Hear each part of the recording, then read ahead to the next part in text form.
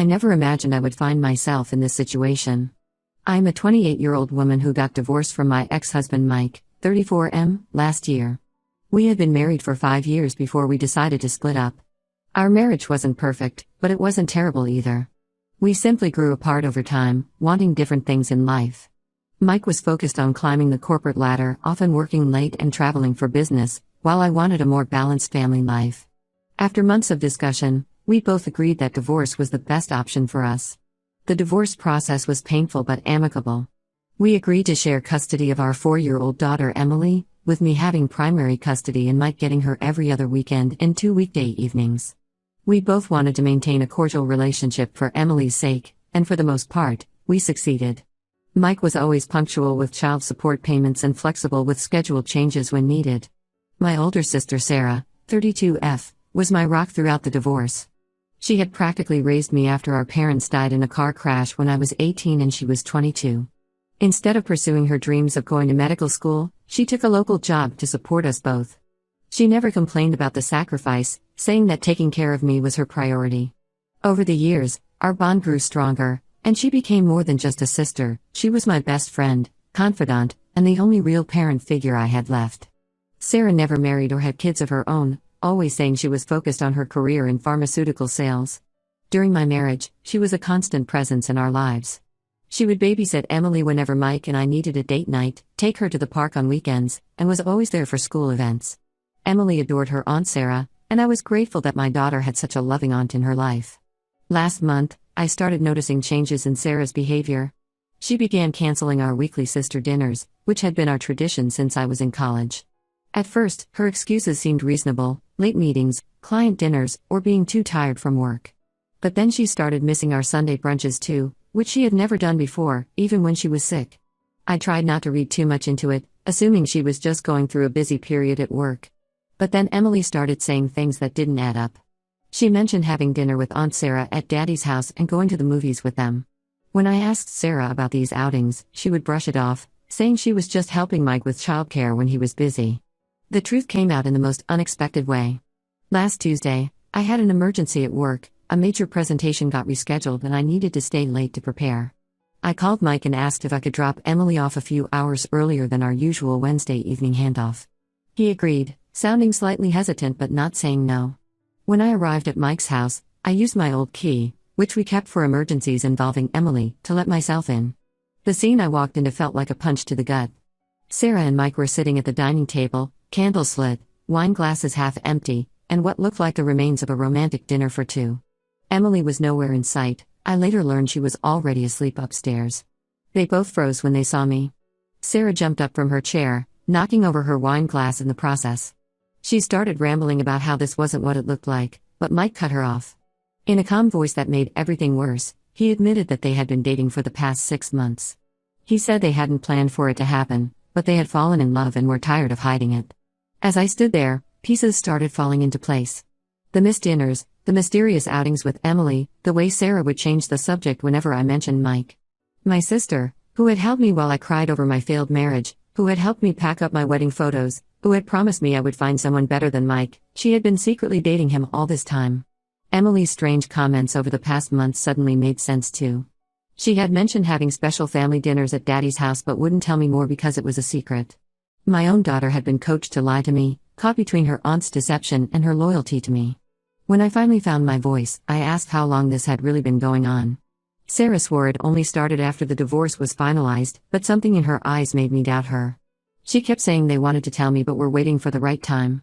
Mike added that they didn't want to hurt me and thought keeping it quiet was better until they were sure about their relationship. I left that night feeling like my whole world had been turned upside down. Over the next few days, Sarah bombarded me with calls and texts, begging me to talk to her.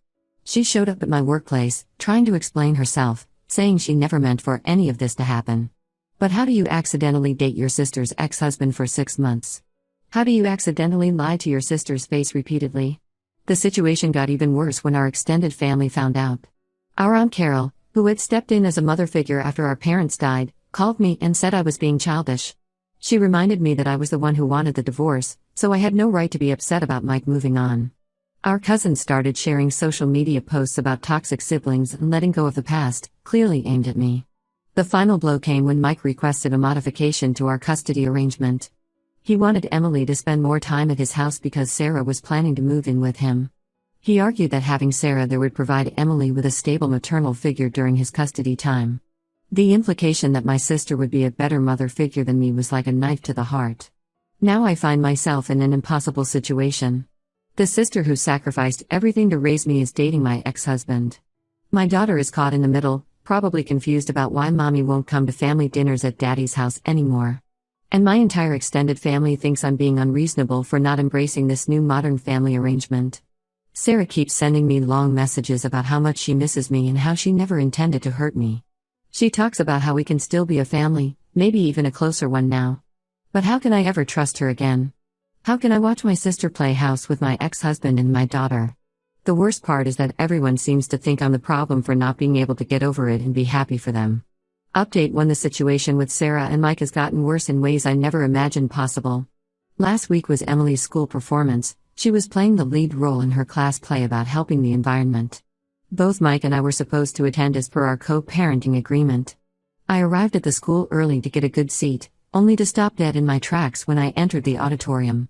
There in the front row sat Mike and Sarah, and on her left hand was an engagement ring that caught the light every time she moved. They had gotten engaged without telling me. I later found out through my cousin's social media post that they had announced their engagement at a big family gathering 2 weeks ago, one that I wasn't even invited to. Aunt Carol had hosted a celebration dinner for them, and everyone from our extended family was there, even relatives we hadn't seen in years. The photos showed them all smiling, toasting to the happy couple, while I was completely in the dark. I somehow made it through the first half of Emily's performance, sitting alone several rows behind them, fighting back tears as I watched my sister lean her head on my ex-husband's shoulder. But the real pain came after Emily's part was finished. She ran straight to Sarah, jumping into her arms with excitement. Sarah pulled out a bouquet of flowers that she had apparently helped Emily pick out herself. My daughter barely looked in my direction, too busy showing Sarah all the details of her homemade costume. It wasn't until later that evening that I discovered the full extent of their involvement. Emily casually mentioned that Aunt Sarah had been coming to school during lunch breaks for the past 3 weeks to help her practice her lines.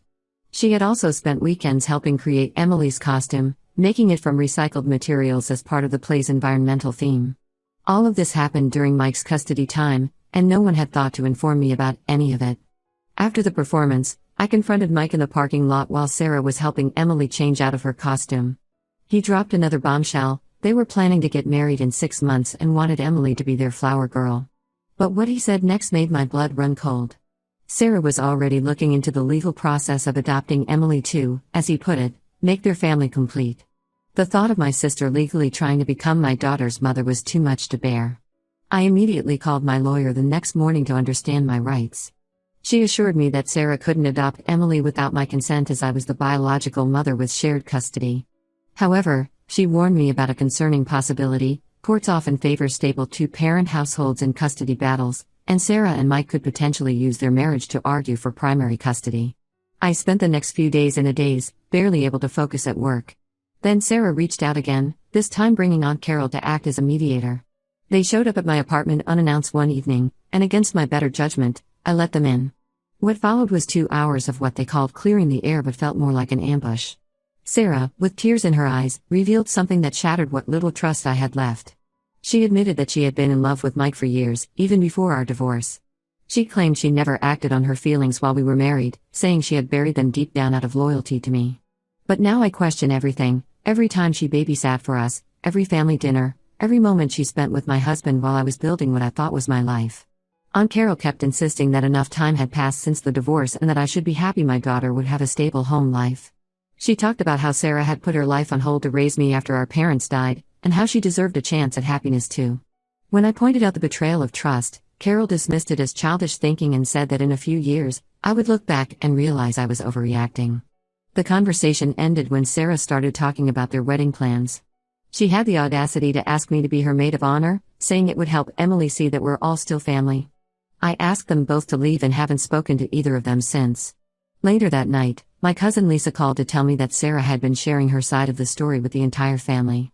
She had painted herself as the selfless aunt who had sacrificed everything for her ungrateful sister, and who had finally found love only to have that sister try to ruin her happiness. According to Lisa, most of the family was sympathetic to Sarah's version of events, seeing her as the victim of my inability to move on. I feel like I'm living in some bizarre alternate reality where everyone thinks I'm the villain for not wanting my sister to marry my ex-husband and adopt my child. The sister who raised me, who I trusted more than anyone in the world, not only betrayed me but is now trying to take my place in my daughter's life. And somehow, I'm the one who's being unreasonable. Update 2 yesterday, something happened that changed everything I thought I knew about Mike and Sarah's relationship. Emily and I were going through old photos to make a scrapbook for her school project. As we flipped through the pictures on her tablet, she showed me photos I had never seen before, pictures from a beach trip that I knew nothing about.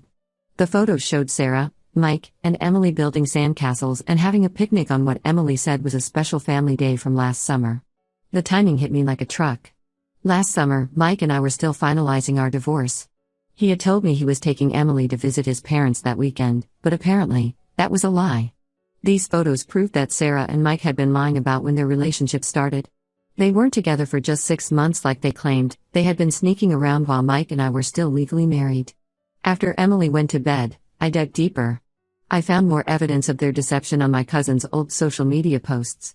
There were photos of Sarah at places Mike had visited for business trips during the last months of our marriage. In one photo, she was at a restaurant in Boston where Mike had a corporate meeting. In another, she was sightseeing in Chicago during the same week Mike had a business conference there. But the betrayal went even deeper.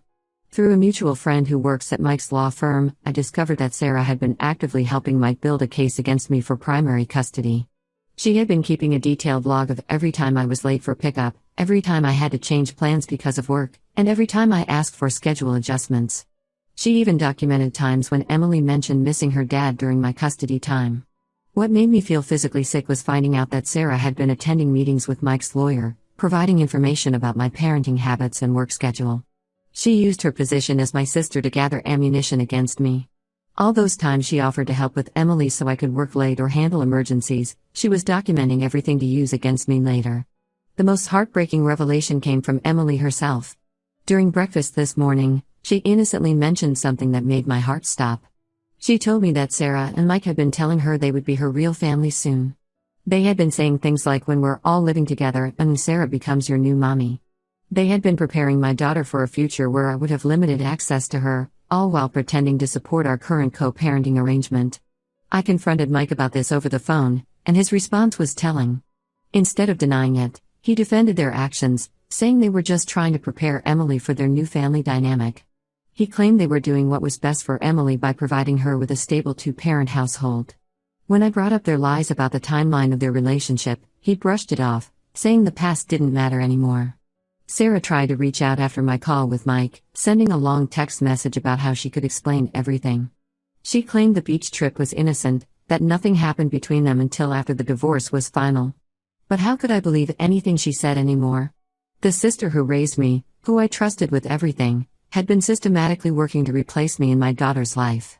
The hardest part is seeing how their manipulation has affected Emily. She's become confused about her relationship with me, sometimes asking why I can't be more like Aunt Sarah. She started calling their house her other home and talking about how excited she is for Sarah to be her new mommy.